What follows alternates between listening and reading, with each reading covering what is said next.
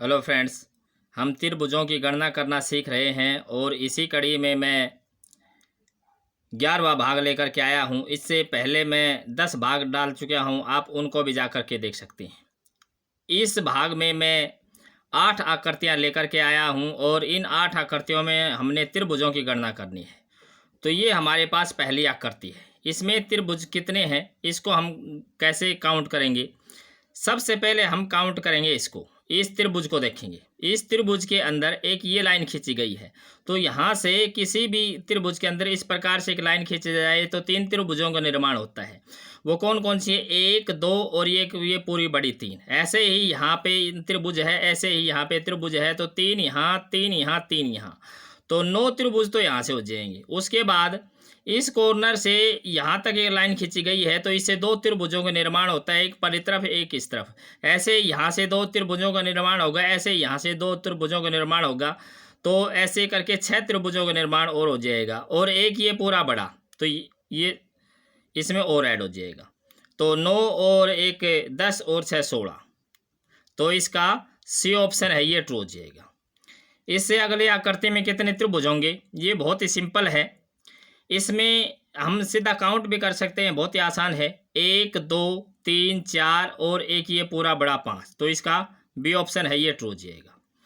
इससे अगली आकृति में कितने त्रिभुज हैं? इससे अगली आकृति में ये जो आकृति है अंदर, ये पहले जो आकृति है यही है, तो इस त्रिभुज में कितने त्रिभुज बनेंगे? तो इसके कारण तो 16 हो जाएंगे, और 17 18 19 और ये पूरा बड़ा 20, तो इसका सी ऑप्शन है, ये ट्रू हो जाएगा। इससे अगले आकृति में कितने त्रिभुज बनेंगे? इसमें हमारे पास एक चतुर्भुज है, एक क्वाड्रिलेटरल है, और किसी क्वाड्रिलेटरल में 2 डायगोनल खींचे गए हैं, तो 2 जो विकर्ण खींचे गए हैं उनसे 8 त्रिभुजों का निर्माण होता है। तो 8 तो यहाँ से हो जाएंगे, उसके बाद ये 9 और ये 10 और ये 11 और ये यहाँ से यहाँ तक 12 और ये पूरा ये 13, तो इसका डी ऑप्शन है, ये ट्रू हो जाएगा। इससे अगले चित्रों को हम देखें। आकृति 5 में कितने त्रिभुज बनेंगे? इसमें हम काउंट करें, 1 ये पूरा बड़ा 2, ये 3 और ये 4 और ये पूरा बड़ा 5। उसके बाद यहाँ से ये लाइन खींची गई है, तो 2 त्रिभुजों का निर्माण होता है, ऐसे यहाँ ऐसे यहाँ, तो 6 यहाँ से हो जाएगा, और 5 और 6 11, तो इसका सी ऑप्शन है, ये ट्रू हो जाएगा। इससे अगले चित्र को हम देखें, इसमें कितने त्रिभुजों का निर्माण होता है, इसको हम डिफरेंट कंसेप्ट से करेंगे। इसमें हम क्या करेंगे, त्रिभुजों में जितनी जो लाइन खींची गई है सबसे पहले हम उनको काउंट करेंगे। एक ये जो बड़ा त्रिभुज है ये 3 लाइनों से बड़ा है, 3 यहाँ से, इसके अंदर 2 छोटा त्रिभुज है, वहाँ से 3 लाइनें खींची गई, 3 और 3 6, और एक लाइन ये है, एक लाइन ये है, तो कुल 8 लाइनें हैं।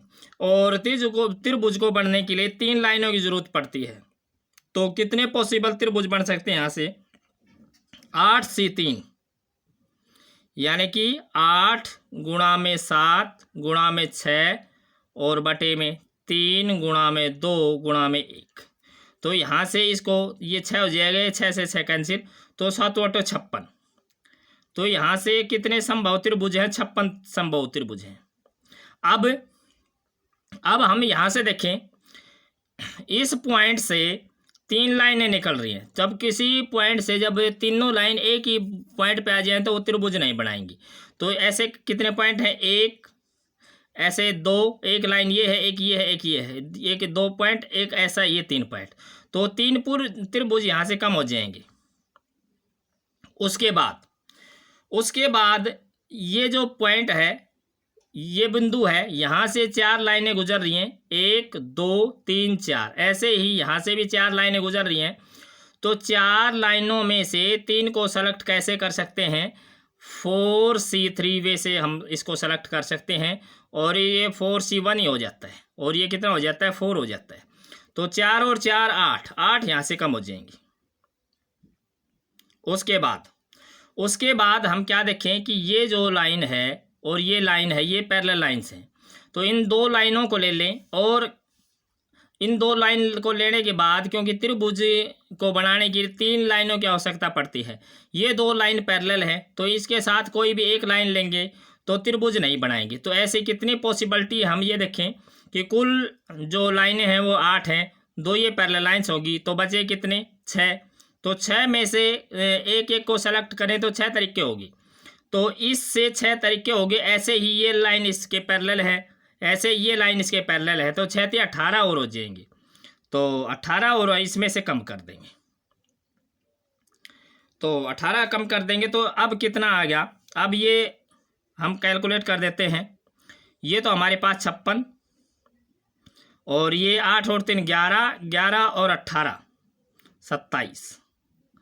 तो 27 इसमें से कम करेंगे तो यहाँ से कितना हो जाएगा, 16 में से 7 गए तो 9 और यहाँ से 4 में से 2 गए तो 2, तो 29 हो जाएंगे। तो इसका जो आंसर है ये, इसका डी ऑप्शन है ये ट्रू हो जाएगा। इसमें एक मिस्टेक होगी, हमने जब ये काउंट किया तो ये 29 बनते हैं, 29 बनते हैं, तो ये 27, ये 27 बनेगा। तो इसका बी ऑप्शन है ये ट्रू हो जाएगा। इससे अगली आकृति में क्या है, इस आकृति में और इस आकृति में क्या डिफरेंस है, इसमें यहाँ पे एक एक्स्ट्रा लाइन डाली गई है, तो ये एक्स्ट्रा लाइन डालने से 2 त्रिभुज एक्स्ट्रा हो जाएंगे। तो यहाँ पे 27 है तो 2 एक्स्ट्रा और हो जाएंगे तो 29 हो जाएगा। तो इसका डी ऑप्शन है ये ट्रू हो जाएगा। इससे लास्ट हम देखें, इसमें भी हम क्या करेंगे, त्रिभुजों को की काउंटिंग के लिए हम क्या करेंगे, लाइंस को काउंट करेंगे। अगर आपको ये समझ नहीं आया तो इसको बहुत ही सावधानी से आप देखें कि हमारे पास एक बड़ा त्रिभुज है जो 3 लाइनों से बना है, इसके अंदर एक छोटा त्रिभुज है, ये भी 3 लाइनों से बना है और कॉर्नर से 3 लाइनें खींची गई हैं, तो कुल 9 लाइनें हैं, 9 लाइनें हैं और त्रिभुज को बनने के लिए 3 लाइनों की आवश्यकता पड़ती है। तो ये हमारे पास कुल संभावना होगी, तो 9 गुणा में 8 और गुणा में 7 और बटे में 3 गुणा में 2 और गुणा में 1। तो इसको काट देंगे 3 से, 3 × 9 और 2 से काटेंगे 2 × 4 = 8, तो 4 × 12 और 12 × 7 = 84। तो 84 त्रिभुजों की संभावना है। अब हम देख लेते हैं कि इस कॉर्नर से 3 लाइनें जा रही हैं, 3 लाइनें जा रही हैं, एक ही पॉइंट के ऊपर मिल रही हैं तीनों ही लाइनें, तो त्रिभुज नहीं बनाएंगी। तो ऐसी कितनी पॉसिबिलिटी हैं, यहाँ से 3 लाइनें गुजरी हैं 1, यहाँ से 3 लाइनें गुजरी हैं 2, यहाँ से 3 लाइनें गुजरी हैं 3 और एक ये सेंटर में, यहाँ से एक लाइन ये है, एक लाइन ये है, एक लाइन ये है।